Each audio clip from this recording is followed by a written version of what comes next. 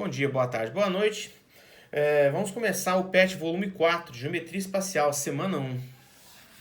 Antes de mais nada, eu preciso dar um disclaimer aqui. Pessoal, para quem for interessar aprofundar nesse conteúdo de geometria plana e geometria espacial, porque essa parte de geometria espacial ela é só simplesmente uma revisão do que foi visto no segundo ano do ensino médio. Ah, eu não vi essas coisas. Bom, era para ter visto, né? O aluno tem que começar, já desde agora, pessoal, ter responsabilidade. Não só por você, mas pela ementa do curso. Quem for fazer faculdade, saiba exigir. Poxa, tá na ementa? O professor tem que dar esse conteúdo, entendeu? Tá?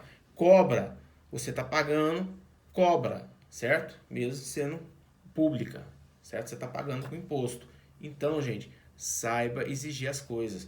Não fique levando a barriga, senão a pessoa vai levar de barriga também, tá? Então, para quem tiver interessado em um aprofundamento da geometria espacial e plana dessa parte, eu vou disponibilizar no chat um playlist de geometria plana e geometria espacial. Só para quem tiver interessado nisso. Aqui eu vou ficar estritamente dando o básico para poder fazer o PET. Simplesmente isso, tá? Porque se eu colocar isso aí, gente, vai dar uma confusão danada no grupo. O pessoal vai ficar mais perdido que segue no tiroteio, né? Ah lá não, você entrou, tô com dificuldade de geometria plana e espacial, Alexandre. Passa o playlist, manda o link, você assiste o vídeo, tem todos os exemplos, tudo dividido direitinho por conteúdo, fica muito mais simples. Se eu tentasse montar aqui, ficaria em 50 páginas. Espremendo aqui, ainda ficou em 5 páginas.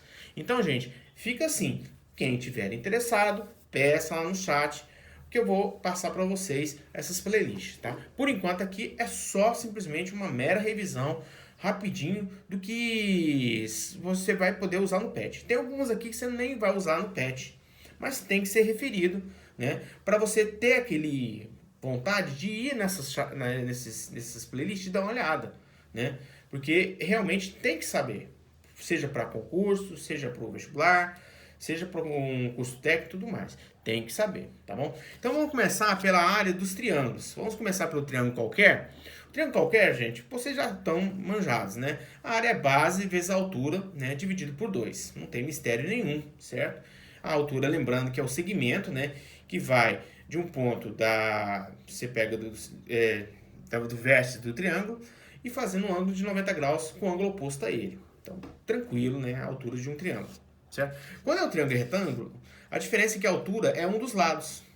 Que acontece num exercício do PET, que ele te dá as 3 dimensões e você pensa, nossa, mas quais dimensões eu vou usar para se calcular essa área? É muito simples. Você vai pegar os dois lados menores. Por quê? Porque o lado maior é a hipotenusa. Porque a hipotenusa está sempre oposta ao quê? Ao ângulo maior.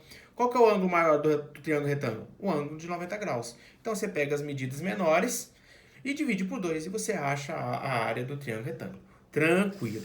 Outro muito importante mesmo, é o triângulo equilátero. É aquele que tem os 3 lados iguais, cada um dos ângulos internos vale 60 graus. Tem que saber o perímetro? Tem, porque é simplesmente multiplicar por 3. O cálculo da altura também é importante para outros tipos de exercícios. Tem que saber como é que calcular a altura do triângulo equilátero. Tem que guardar esse tipo de fórmula, porque você não pode ficar aplicando de várias vezes o teorema de Pitágoras, né? Porque aqui dá para calcular por quê? Mas eu não sei como é que isso vai se pedaços. Você sabe, porque tanto a altura como o ponto, quando você traça a altura em um triângulo equilátero, ele divide um triângulo em 2 metades iguais. Então você sabe que aqui é A sobre 2. Então você pode achar a altura pelo teorema de Pitágoras e depois, usando a equação base vezes a altura sobre 2, você também já calcula o quê? A área do triângulo equilátero. Tem que saber, porque ele é muito importante quando a gente for ver na parte de prisma, tá? E de outras figuras planas também. Então, o triângulo equilátero é importantíssimo, tá? Tem que saber, é obrigatório saber esse aqui, tanto para vestibular como para concurso, o que for. Bom, aqui no caso, pessoal, temos também o retângulo. O retângulo é simples demais, né? Base vezes altura. Não tem mistério nenhum. É só você pegar dois lados, né? Com medidas diferentes e multiplicar. Não existe mistério. Quadrado, gente, ele é mais tranquilo ainda, porque qualquer um dos lados são iguais. Então é só você multiplicar pelo lado dado. Se o lado vale 4, é só multiplicar 4 vezes 4.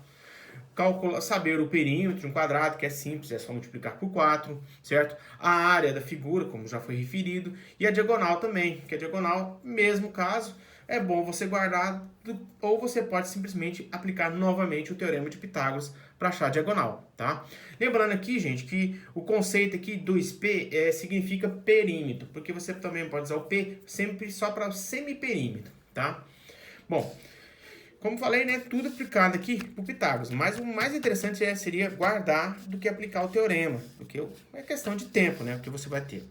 O trapézio é importante também, que um dos exercícios cobra-se o trapézio, tem que saber a área do trapézio, né, para a gente poder fazer a parte de geometria plana, a geometria espacial. Então, trapézio, acho que quase todos aqui sabem trabalhar bem, né, desde o 8º ano, então é base maior mais base menor, vezes a altura, faz a somatória primeiro, multiplica pela altura e divide por 2. Não existe mistério nenhum. Agora, quando são as outras figuras, no caso, né, dos outros polígonos, a gente vai fazer o seguinte, por exemplo, se for um hexágono, um heptágono, um octágono, nonágono, não importa, gente, você vai usar a ideia através do quê? Do triângulo equilátero. Você vai... Por quê? Porque como ele falou que é uma figura regular, significa que tem todos os lados iguais. Então, quando você dividir ele como se fosse uma pizza, você vai dividir em 6... Por exemplo, quando for um hexágono, você vai dividir em 6 triângulos equiláteros.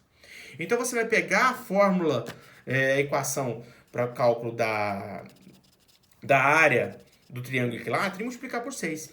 Certo?